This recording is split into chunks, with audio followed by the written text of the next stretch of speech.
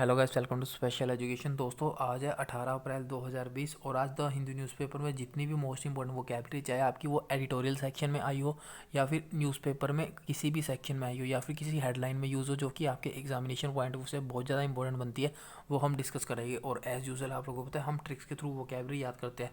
So please session को पूरा देखना और प्लीज़ जितने भी कैंडिडेट्स पहली बार चैनल पर विजिट कर रहे हैं, चैनल को सब्सक्राइब करके वीडियो को जरूर ज़्यादा से ज़्यादा शेयर करा करो, क्योंकि बहुत ज़्यादा हेल्पफुल है ये आप लोग के एग्ज़ाम के लिए। तो चलिए स्टार्ट करते हैं। फर्स्ट वर्ड की तरफ मूव करने से पहले कल जो मैंने होमवर्क दिया था उसके फटाफट रिप्लाई दे देते हैं। सबसे पहला जो रिप्लाई आया था दोस्तों वो संचित बत्रा जी का आया था। एज़ यूजुअल हमेशा वो रिप्लाई करते हैं। सो कल मैंने वर्ड दिया था ब्रीच। ब्रीच मैंने आपको बीच के थ्रू याद कराया था। मैंने बोला था कि जो वो लोग या कुछ लोग बीच पर जाते हैं और बीच पर वो रूल्स का वायलेशन करते हैं, मतलब बीच पर जाकर कचरा वगैरह फैलाते हैं, रूल्स तोड़ते हैं। तो ब्रीच का मतलब होता है रूल्स तोड़ना, वायलेशन। तो इन्होंने बहुत अच्छे से एग्जाम्पल भी फ्रेम किया। सेम ऐसा रिप्लाई आया था रूप कौर जी का। इन्होंने भी बहुत अच्छे से एक्सप्लेन किया, पार्ट्स ऑफ स्पीच लिखा, देन एग्जाम्पल लिखा। आई होप आप लोग ऐसे फ्यूचर में रिप्लाई करते रहोगे आप सब। सो फर्स्ट वर्ड दोस्तों आज का हमारा डेस्टिट्यूड। ठीक है, क्या वर्ड है? डेस्टिट्यूड। डेस्टिट्यूड दोस्तों हमारा एडजेक्टिव की तरह यूज़ होता है, इंपॉर्टेंट वर्ड है, इसको इंपॉर्टेंट मार्क कर लेना। सो डेस्टिट्यूड का दोस्तों जो मतलब होता है वो होता है without any money, without any food और विदाउट एनी होम। जिसके पास ना तो पैसा होता है, ना तो खाने के लिए कुछ होता है और ना ही रहने के लिए घर होता है। मतलब हिंदी में बोलूँ, ऐसा आदमी जो कि बेसहारा होता है, जिसके पास खाने के लिए कुछ भी नहीं है, पैसा भी नहीं है और रहने के लिए घर भी नहीं है, मतलब वो बेसहारा आदमी है। अब बात करते हैं इस वर्ड को याद कैसे करना है। तो दोस्तों इस वर्ड को याद करने के लिए आपको यहाँ पे डेस्टिट्यूड में एटीट्यूड दिख रहा होगा, डेस्टिट्यूड से आप एटीट्यूड निकाल सकते हो। ठीक है, और एटीट्यूड हम किसे बोलते हैं कि कौन से पर्सन में एटीट्यूड है? लगभग ज़्यादातर ऐसे लोग में ही एटीट्यूड होता है जिन लोगों के पास बहुत ज़्यादा पैसा हो। ठीक है, जिन लोगों के पास ज़्यादा पैसा होता है वो ज़्यादा दिखाते हैं, ज़्यादा एटीट्यूड मारते हैं। तो इस तरीके से आप कनेक्ट कर सकते हो। एटीट्यूड का अपोजिट हो गया डेस्टिट्यूड। एटीट्यूड मतलब किसी के पास बहुत ज़्यादा पैसा है वो इसलिए एटीट्यूड दिखा रहा है, और डेस्टिट्यूड मतलब किसी के पास कुछ भी नहीं है, ना तो पैसा है, ना खाने के लिए और ना ही घर है। ठीक है, इस तरीके से आप कनेक्ट कर सकते हो। सो ट्रिक यहाँ पे आपको दिख जाएगी एटीट्यूड। अब बात कर लेते हैं एग्जाम्पल की। आपके सामने एग्जाम्पल है, the destitute man found near Kashmiri gate. Destitute man का मतलब ऐसा आदमी जो कि बेसहारा था, वो कश्मीरी गेट के पास पाया गया। तो यहाँ से आप लोग कनेक्ट कर सकते हो। आई होप ये वाला वर्ड आप लोगों को क्लियर होगा। सो वीडियो अच्छी लग रही है तो प्लीज़ दोस्तों वीडियो को लाइक ज़रूर करना। अगला दोस्तों जो वर्ड है वो है लोन। LONE। लोन दोस्तों एडजेक्टिव की तरह यूज़ होता है, सिंपल सा वर्ड है, आप लोगों ने इसको सुना भी होगा। सो लोन का मतलब होता है विदाउट एनी अदर पीपल। ऐसा पर्सन जो अकेला रहता है, जिसके साथ और कोई नहीं होता। हिंदी में इसका मतलब हो गया बिना संगी साथी के या फिर अकेला। सो लोन को आप एलोन के थ्रू याद कर सकते हो। ठीक है, आप लोगों ने एलोन सुना होगा। एलोन का मतलब क्या होता है? अकेला। और एलोन का ही दोस्तों सिनोनिम है लोन। ठीक है, सिंपल सा वर्ड है। सो ट्रिक भी मैंने इसको एलोन लिख दिया। ठीक है, अब बात कर लेते हैं सेंटेंस की। सो इसका सेंटेंस आप लोग स्क्रीन पे देख सकते हो। अरुणाचल प्रदेश लोन कोविड-19 patient discharge from the hospital. Arunachal Pradesh का जो सिंगल या मैं बोलूँ अकेला कोविड-19 का पेशेंट था, अरुणाचल प्रदेश में एक ही पेशेंट था जो कि अकेला था, पाया गया अरुणाचल प्रदेश में, वो भी हॉस्पिटल से डिस्चार्ज कर दिया गया। ठीक है, सो ये वाला सेंटेंस था, हेडलाइन थी जो मैं आप लोगों के लिए न्यूज़पेपर से कट करके लाया हूँ।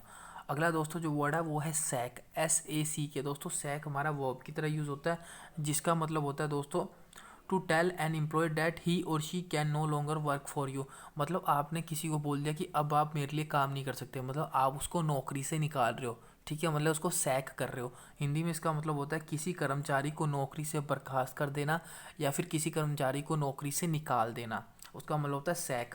अब इसकी एक्चुअली मैंने ट्रिक नहीं लिखी याद करने की, क्योंकि सिंपल सा वर्ड है। अगर आप फिर भी आप को किसी के लिए नया वर्ड है तो आप इसको सक के थ्रू याद कर सकते हो। आप लोगों ने मूवीज़ में देखा होगा, लोग बोलते हैं यू सक्ड, मतलब आप लोगों ने सब खराब कर दिया, सब बेकार कर दिया। मतलब सक के थ्रू आप सैक को कनेक्ट कर सकते हो, मतलब आप लोगों ने सब खराब कर दिया, सक कर दिया, इसलिए मैं आप लोगों को सैक कर रहा हूँ, नौकरी से निकाल रहा हूँ। इस तरीके से आप कनेक्ट कर सकते हो। अब मैं आप लोगों को एग्जाम्पल दिखा देता हूँ। सो यहाँ पे एग्जाम्पल हेडलाइन देख सकते हो, सिटी हॉस्पिटल सैक्स डॉक्टर।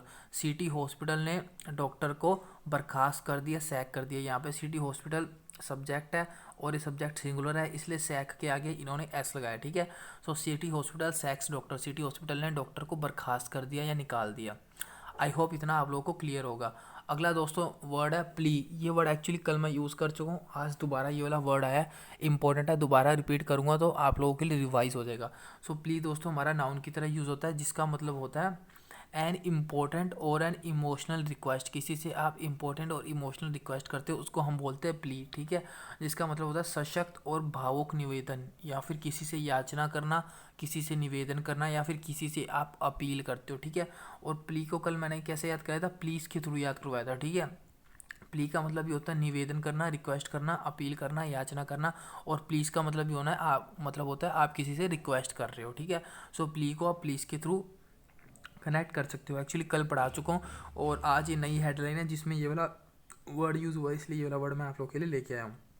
सो आप देख सकते हो, HC dismisses bail plea of rape accused. HC मतलब हाई कोर्ट ने डिसमिस कर दिया bail plea of rape accused, जो भी रेप का एक्यूज पर्सन था उसकी जो बेल की प्ली थी, उसकी जो बेल की याचना थी, बेल की अर्जी थी, उसको हाई कोर्ट ने डिसमिस कर दिया, ठीक है। इस तरीके से आप ये सेंटेंस फ्रेम किया, आप इस तरीके से देख सकते हो। प्ली का मतलब होता है याचना, अपील, निवेदन, ठीक है, जिसको आप प्लीज़ के थ्रू कनेक्ट कर सकते हो, और प्ली आपका नाउन की तरह यूज़ होता है, ये भी आप लोग को याद करना है। अगला दोस्तों होमवर्क क्वेश्चन है कल के लिए, प्लीज़ सर मैक्सिमम लोग रिप्लाई किया करो, आप लोग को रिवाइज भी हो जाएगा।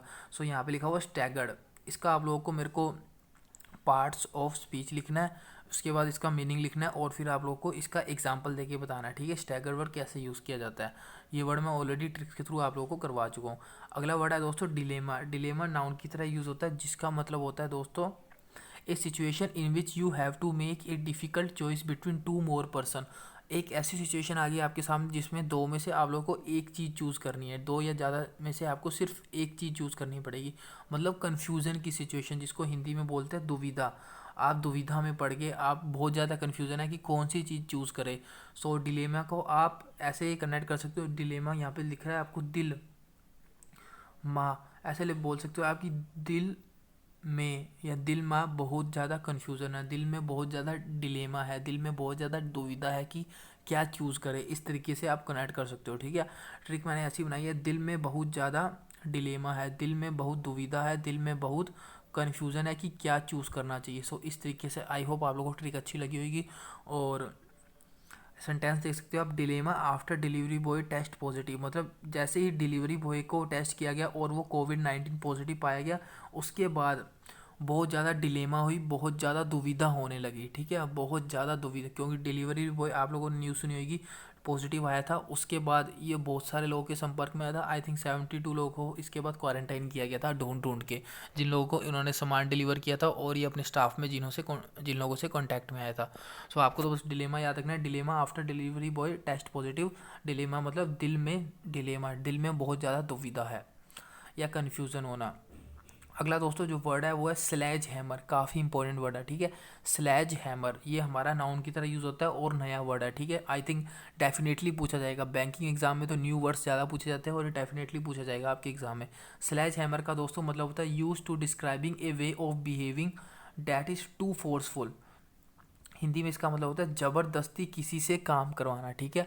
आप लोग किसी बंदे से या किसी पर्सन से ज़बरदस्ती काम करवा रहे हो, उसको बोलते हैं आप उसके साथ स्लेज हैमर कर रहे हो। सो हैमर का मतलब क्या होता है, अब मैं ट्रिक बता रहा हूँ आप लोग को याद करने की। हैमर का मतलब क्या होता है हथौड़ा, मतलब हैमर के बेसिस पर आप किसी से काम करवा रहे हो, मतलब आप उससे स्लैज हैमर कर रहे हो, मतलब उससे ज़बरदस्ती काम करवा रहे हो। तो हैमर से आप कनेक्ट कर सकते हो कि हैमर से मैंने उससे काम करवाया, हथौड़े से काम करवाया, मतलब ज़बरदस्ती काम करवाया।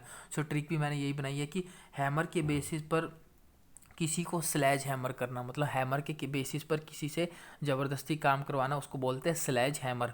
और इसका आप यहाँ पे यूज़ देख सकते हो, यहाँ से स्टार्ट करो। And the government sledge hammer strategy, जो कि गवर्नमेंट की स्लैज हैमर स्ट्रैटेजी है फॉर द कंटेनमेंट। कंटेनमेंट मैं बता चुका हूँ, मतलब होता है रोकथाम। इसकी मैं आप लोगों को ट्रिक भी बता चुका हूँ, तो आई थिंक अब आप लोग को ये वाला वर्ड याद हो गया होगा, ठीक है। सो गवर्नमेंट की जो स्लैज हैमर स्ट्रैटेजी थी, स्लैज हैमर स्ट्रैटेजी मतलब जो कि ज़बरदस्ती स्ट्रैटेजी अपनाई गई, ज़बरदस्ती काम करवाया गया for containment of the corona virus. Corona virus यहाँ पे पूरा वर्ड लेता हूँ। Slash hammer strategy for containment is pushing millions into A corner. Government की जो स्लैश हैमर टेक्नोलॉजी थी, स्लैश हैमर स्ट्रेटजी थी, जो कि मिलियंस को कॉर्नर में पुश कर रही है, मतलब जो ज़बरदस्ती गवर्नमेंट ने स्ट्रेटजी बनाई थी जिसके कारण मिलियंस जो बंदे हैं इंडिया में वो कॉर्नर में पुश हो रहा है। कहने का मतलब है एकदम से गवर्नमेंट ने लॉकडाउन कर दिया, जो कि प्री प्लान नहीं था। मानते हैं प्री प्लान नहीं था, लेकिन कोई ऑप्शन भी नहीं था, तो जिसके कारण जो मिलियंस लोग हैं वो कॉर्नर में पुश हो गए, ठीक है। तो इस तरीके से यहाँ पे यूज़ हुआ है स्लेज हैमर स्ट्रेटजी, ठीक है। सो आई होप आप लोग को ये क्लियर होगा। अगला दोस्तों जो वर्ड है वो है स्पाइक, काफ़ी इंपॉर्टेंट वर्ड है, आप लोगों ने सुना भी होगा, ये स्पाइस नहीं है, आप लोगों ने सुना होगा स्पाइसी है, मतलब बहुत तीखा है। स्पाइसी अलग गया, स्पाइक अलग गया। सो स्पाइक हमारा नाउन की तरह यूज़ होता है, जिसका मतलब होता है ए शार्प इंक्रीज, मतलब कि एकदम से कोई चीज़ चल रही है और एकदम से बढ़ जाना, एकदम से इंक्रीज हो जाना, उसको बोलते हैं स्पाइक। या आप लोगों ने सुना होगा प्राइस में स्पाइक हो गया, एकदम से प्राइस में इंक्रीज हो गया। और हिंदी में बोलते हैं इसको तेज़ी से बढ़ना, ठीक है, तेज़ी से बढ़ना। इसकी ट्रिक आप लोग बाइक के थ्रू याद कर सकते हो, स्पाइक को बाइक के थ्रू कनेक्ट कर सकते हो। सो मतलब ऐसा कर सकते हो, बाइक के जो रेट है वो एकदम से स्पाइक हो गए, बाइक के रेट स्पाइक हो गए, मतलब बाइक के रेट तेज़ी से बढ़ गए। सो ट्रिक भी मैंने ऐसी बनाई है, बाइक के रेट स्पाइक हो गए, बाइक के रेट में एकदम से शार्प इंक्रीज हो गया या फिर तेज़ी से बढ़ गए। यहाँ पे अब आप लोग देख सकते हो विद कोविड-19 केसेस स्पाइकिंग, जैसे ही कोविड-19 के जो केस है वो बढ़ रहे हैं, spiking the interstate border was sealed, interstate जो बॉर्डर है वो सील कर दिया। क्यों सील किया गया? क्योंकि कोविड-19 के जो केसेस है वो स्पाइक हो रहे थे, क्योंकि वो बढ़ रहे थे। सो ये थे आज का सेशन। वीडियो अच्छी लगी तो प्लीज़ लाइक करके जाना, और यार अपने फ्रेंड्स के साथ जरूर शेयर करा करो अगर आप लोग को मेरे एफर्ट्स पसंद आ रहे हैं तो।